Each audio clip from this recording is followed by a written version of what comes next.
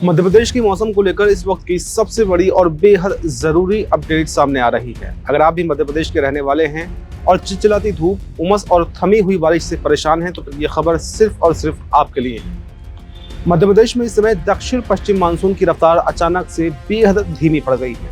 मौसम विभाग का कहना है कि मानसून को ताकत देने वाले जो वेदर सिस्टम सक्रिय थे वो अब पूरी तरह से कमजोर पड़ चुके हैं, जिसके कारण सूबे के अधिकांश हिस्सों में बारिश का ये दौर जो है वो अब थम सा गया है। लेकिन ठहरिए, ये शांति तूफान से पहले की शांति है। मौसम विभाग ने एक चेतावनी भी दी है कि बंगाल की खाड़ी में एक ऐसा महासिस्टम तैयार हो रहा है जो अगले कुछ दिनों में मध्य प्रदेश को एक बार फिर से तरबतर जो है वो करने वाला है। पिछले दिनों से मध्य प्रदेश के कई हिस्सों में आसमान साफ है और चटकती हुई धूप खिल रही है। पिछले 24 घंटे की अगर बात करें तो पूरे राज्य में कहीं भी भारी या बहुत भारी बारिश दर्ज नहीं की गई है। पश्चिमी मध्य प्रदेश का मौसम तो पूरी तरह से शुष्क और साफ बना हुआ है। इस थमी हुई बारिश के कारण अब पूरे राज्य में तापमान तेजी से लगातार बढ़ रहा है और हवा में नमी की वजह से लोग भीषण उमस और चिपचिपाती हुई गर्मी से बेहाल हैं। मौसम वैज्ञानिकों के अनुसार मानसून की ट्रफ लाइन और अन्य चक्रवाती प्रणालियां अब कमजोर पड़ने की वजह से ये स्थिति पैदा हुई है। अगले 24 से 48 घंटों तक यानी कि 15-16 जुलाई तक लोगों को इसी तरह की उमस भारी गर्मी का सामना करना पड़ सकता है। हालांकि इस दौरान स्थानीय स्तर पर बादलों की आवाजाही जरूर रहेगी और कहीं कहीं बहुत ही छिटपुट या फिर बूंदाबांदी भी देखने को मिल सकती है, लेकिन बड़े पैमाने पर राहत मिलने की अभी कोई उम्मीद फिलहाल नजर नहीं आ रही है। लेकिन इस गर्मी और उमस के बीच मौसम विभाग ने एक बेहद बड़ी और राहत भरी भविष्यवाणी भी अब कर दी है।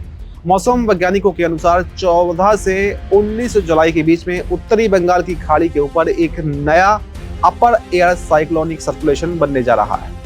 अगर परिस्थितियां अनुकूल रहती हैं तो ये सिस्टम बहुत जल्द एक मजबूत कम दबाव वाले क्षेत्र यानी कि लो प्रेशर एरिया में तब्दील हो जाएगा और ये महासिस्टम बंगाल की खाड़ी से उठकर ओडिशा और छत्तीसगढ़ के रास्ते पश्चिमी उत्तर पश्चिमी दिशा में आगे बढ़ेगा। चूंकि ये सिस्टम सीधे छत्तीसगढ़ को पार करते हुए मध्य प्रदेश की सीमाओं में दाखिल होगा, इसलिए इसका सबसे घातक और व्यापक असर पूरे मध्य प्रदेश के मौसम पर देखने को मिल सकता है। इस सिस्टम के सक्रिय होते ही प्रदेश में मानसूनी हवाएं एक बार फिर से बेहद आक्रामक रूप अख्तियार कर सकती हैं और जो अभी कुछ दिन पहले मौसम था वैसा ही कुछ मौसम या इससे भी ज्यादा खतरनाक मौसम देखने को मिल सकता है।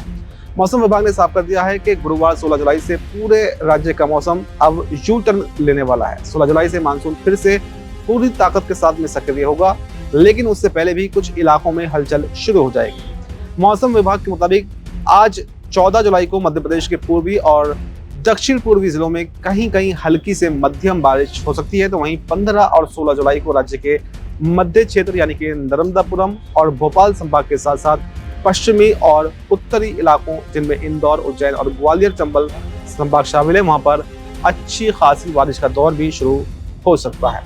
16 जुलाई के बाद से मानसून का ये प्रकोप और ज्यादा तेज होगा और पूरे मध्य प्रदेश के आसमान पर घने काले बादलों का डेरा जम जाएगा। मौसम विभाग ने इस नए सिस्टम के सक्रिय होने के बाद होने वाली बारिश के आंकड़े भी जारी कर दिए हैं। 16 जुलाई से लेकर 19 जुलाई के बीच मध्य प्रदेश के अधिकांश जिलों में मध्यम से भारी बारिश होने की प्रबल संभावनाएं हैं। आमतौर पर अधिकांश जिलों में 20 से 25 मिलीमीटर के बीच में बारिश दर्ज की जा सकती है, जबकि कुछ संवेदनशील और भारी बारिश वाले क्षेत्रों में यह आंकड़ा 50 से 80 मिलीमीटर तक भी पहुंच सकता है। इस दौरान मौसम विभाग ने एक और बड़ी चेतावनी जारी की है।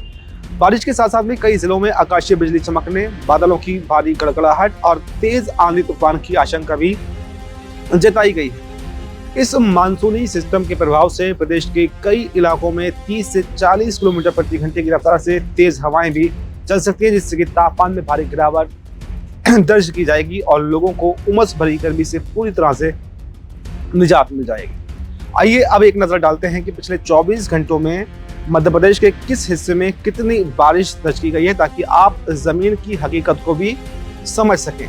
पिछले 24 घंटे की बात करें तो 24 घंटों के दौरान पश्चिमी मध्य प्रदेश पूरी तरह से सूखा रहा है, जबकि पूर्वी मध्य प्रदेश के केवल कुछ ही इलाकों में बहुत मामूली बारिश दर्ज की गई है। आंकड़ों की अगर बात करें तो मऊगंज जिले के हनुमना में सबसे ज्यादा 16 मिलीमीटर बारिश दर्ज की गई है। इसके अलावा नई गढ़ी में 4 मिलीमीटर, सीधी के सिहावल में 3 मिलीमीटर, दबनास में 1.2 मिलीमीटर और अनूपपुर के बिजूरी में महज 1.1 मिलीमीटर बारिश ही दर्ज की गई है।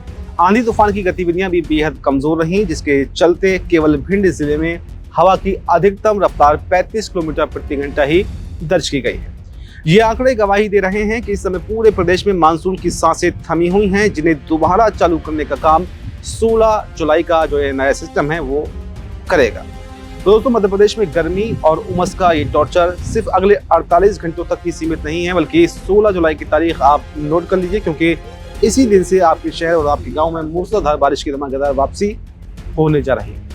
मौसम विभाग ने सभी नदी नालों के किनारे रहने वाले लोगों और किसानों को सतर्क रहने की सलाह दी है। मध्य प्रदेश के मौसम के इस बदलते हुए मिजाज पर और 16 जुलाई से होने वाली इस भारी बारिश पर आपकी क्या राय है, आपकी क्या तैयारी है? क्या आपके इलाके में अभी गर्मी और उमस का असर देखने को मिल रहा है? आप कमेंट बॉक्स में अपने ज़िले के नाम और वहाँ के मौसम के बारे में ज़रूर बताकर जाएं और देखते रहें ZMPCG। नमस्कार।